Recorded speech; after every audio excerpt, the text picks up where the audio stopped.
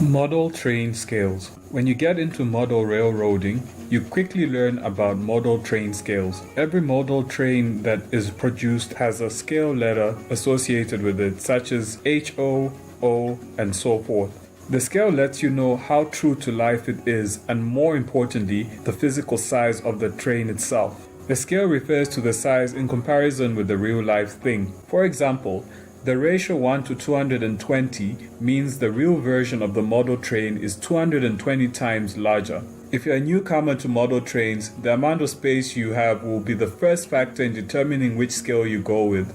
For the hardcore model railroader, mixing scales is a great joy when space permits. Let's take a look at some of the model train scales and minimum space requirements. Z-scale trains are 220 times smaller than the real thing. This is really small. I call Z-scale trains cute trains, and they're perfect if you have extremely limited space. As with any scale, you can expand the layout as large as you want to go. Next up is the N-scale. It's 160 times smaller than the real thing. N-scale trains are semi-popular and are great if you want your focus to be on your layout and not on the train itself. Like the Z-scale, they are also small and you can fit them into any minimal space. HO scale model trains are 87 times smaller than the real thing and are the most popular scale with model railroaders. They offer a good level of detail and allow you to fit a nice size rack into an average size space. I like HO scale trains because they blend in great with any type of scenery and you get a good balance as a result. The O scales, my favorite.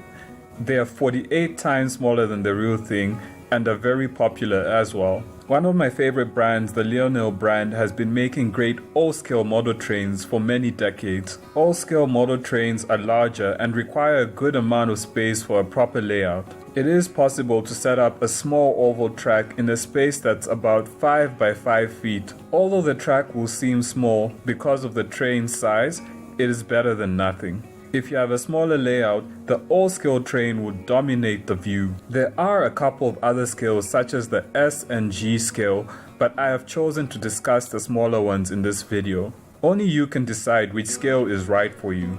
Even though they dominate the layout, some people with limited space prefer the O-scale model trains because of their detail and size. O-scale trains are bulkier and are really great for pacifying children. All trains have a variance in quality, so one scale is not necessarily more expensive than another. However, I have found in many cases O-scale model trains to be a little bit pricier. One guide that has helped me with prices and has helped me save thousands on model trains and tremendously accelerated my knowledge about this awesome hobby is Model Trains for Beginners.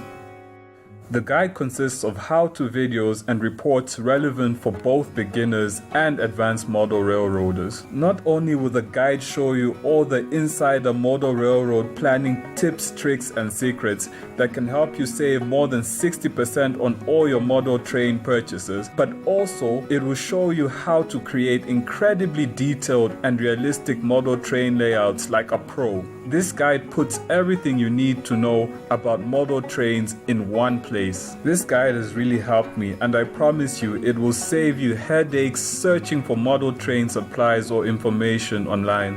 The guide only costs $27, but I think this is for a limited time only. I personally feel this guide is worth a lot more because of the great value I've gotten from it. I've included the link to the guide in this video and in the description in case you want to check it out. You really can't go wrong with model railroading. I found it to be highly rewarding and wholesome. So what you waiting for? Get out there and ride the rails.